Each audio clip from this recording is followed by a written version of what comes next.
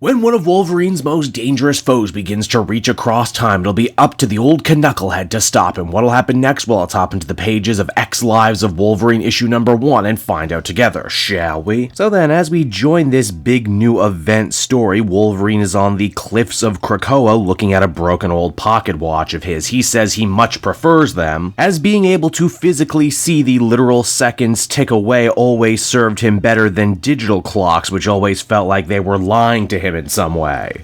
Wow, Wolverine really is the oldest mutant, right? I bet everyone else just tells time on their phones like a normal person. It's not long after that, Wolverine is approached by Professor Xavier for an important mission. These two men have been through a lot in their lives, but ultimately Logan views Charles as a friend and father figure, and there's just about nothing he wouldn't do for him. And oh boy, this story seems to be all about testing that last part right there. As you see, we travel back in time to Xavier's manor before it was even the X-Mansion. But not just on any night either, on the night that Charles Xavier himself was actually born. Normally this piece of history is supposed to go off without a hitch, but unfortunately it seems that some malevolent force has reached back into the past and is now trying to change history. I am of course talking about longtime X-Men villain Omega Red, who it seems has developed the power to take control of the minds of other people, and you know he's in control too because they have that little Omega symbol above their head. Omega Red's piloted zombie assassins are here to execute Charles Xavier before he can even officially draw his first breath. Luckily, Wolverine is there too to stop him. Only this isn't just any old Wolverine, because as he pops his claws to do battle with Omega Red's husk body, we see that those aren't the adamantium claws, those are the bone claws, meaning that this is Wolverine probably from this point in history. But wait, how did we get here, you might be wondering? Hasn't Omega Red basically been one giant chump in both the X-Force and Wolverine books? Yeah, well, about that. At some point, for a reason that still has yet to be revealed, Omega Red got tired of being used as a triple agent by Krakoa, and as such decided to look into the files on his own resurrection. By knocking out Egg and going through the Five's files, Arcadia is quickly able to learn just how much Beast and X-Force have really been screwing with him the last little bit, deleting his memories for starters, but also tampering with the synthesizer that keeps him alive, turning it into a piece of spyware so the mutants would be up to date on everything that the Vampire Nation was doing. A lot of mutants like Forge thought this was deeply unethical, that with their advanced resurrection technology they probably could have cured Omega Red a long time ago out of his need to drink life force, and that even if he was a criminal he should have been extended some sort of amnesty by Krakoa for past crimes. Instead, Beast and X-Force turned him into a triple agent without him even really knowing. And now Omega Red is all sorts of pissed about it, only instead of going after Beast, he's decided to go after Xavier for some reason, which I guess makes sense. Xavier is the one that co-signs everything that Beast and X-Force do, and by killing Xavier in the past before the foundation of Krakoa, it means that he'll actually stay dead and all of Omega Red's other enemies will be punished too by extension. The book doesn't actually say much of this, by the way, this is just my own personal reading of it. Wolverine briefly joins forces with Chuck's own father to try and repel the murderous Omega Red zombies, though unfortunately Logan does much less good with Xavier's mother and wet nurse. After all, as far as they're concerned, he's just a scruffy maniac who broke into their house and started stabbing stuff. All of this of course begs the question too, how exactly did Wolverine get here? Well, it seems that Jean and Xavier pooled their considerable psychic power together, as well as a Cerebro helmet, to send Wolverine's consciousness back in time, because don't you know that's the hot new way to time travel in these X-Men books? No one time travels physically anymore, it's all about sending your consciousness places, and yes, this is kind of a lot like the movie now, isn't it? Wolverine, no matter what time period he's in, is more than able to hold his own against Omega Red. The only problem is that he's hijacking the bodies of innocent people, and Wolverine just doesn't want to murder people willy-nilly anymore. A, because Krakoa has actually managed to soften some of his harder edges, and also because because let's face it, this is a time travel story, so the butterfly effect is in full effect. But okay then, you're probably wondering how exactly did Omega Red get the power to time travel and start hijacking people's minds? He couldn't do that before. Well, it would seem after his big revelation involving X-Force and everything they had done to him, Arcady decided to go back home to Mother Russia, which has been undergoing a major reforming lately thanks to Mikhail Rasputin. Colossus's much more evil brother had been named the #1 mutant czar in all of Russia, essentially putting him on the same footing as Putin. Actually, it's implied that maybe he's even above Putin now, and the mutants are actually the ones controlling the Russian government. You'll also remember that Mikhail a couple arcs ago back in X-Force had stolen the Cerebro sword, and he had slowly but surely been decoding all the information. Probably meaning whatever Krakoa could do, the Russians could now do themselves. During the battle in the past, Wolverine stays his hand from killing the wet nurse. Luckily for him, he doesn't have to go it alone, as Sharon Xavier ends up picking up a gun and joining the fight herself. Damn, that's cool. Which is also pretty baller too, considering this lady just gave birth to one child who made it in Charles and another one who didn't in Cassandra Nova. Nice continuity. And hey, it wouldn't be a new event series without an iconic image, and we even see Wolverine himself cut Charles Xavier's cord with his own bone claw. Wolverine may have gotten to Charles Xavier and defeated all the time-traveling mutant assassins, but unfortunately this story is just beginning as time ends up warping. And before Logan knows it, he ends up quantum leaping into his body back during his days doing CIA wet work for Team X. Thankfully, he's not alone, as Jean Grey is also in his head helping to guide him. Apparently, this mission that Wolverine doesn't remember, because he doesn't remember a lot of his life, also just so happened to involve Charles Xavier, and it looks like Wolverine is gonna have to save him all over again as the comic ends. And so that was X Lives of Wolverine issue #1, everybody, and yes, it certainly did feel familiar, didn't it? Time-traveling mutants trying to stop Armageddon, assassination attempts on Xavier before he can become the man we all know him to be. But for what it's worth, familiar doesn't always mean bad. I'm interested to see how Benjamin Percy is going to remix and remaster these tried and true X-Men story ideas. I also appreciate it too, as someone who has been keeping up with the main Wolverine and X-Force book, this series looks to tie together several major plot points from those series that I thought had been running in place for a while now. It's also refreshing too to see a villain like Omega Red be pinned to be the major villain of a big event. Let's just say he was definitely overdue, and I'm happy to see the guy get some wins back in wrestling terms. Overall, I'd give this one a 7.5 out of 10, and I'm interested to see what Deaths of Wolverine will bring.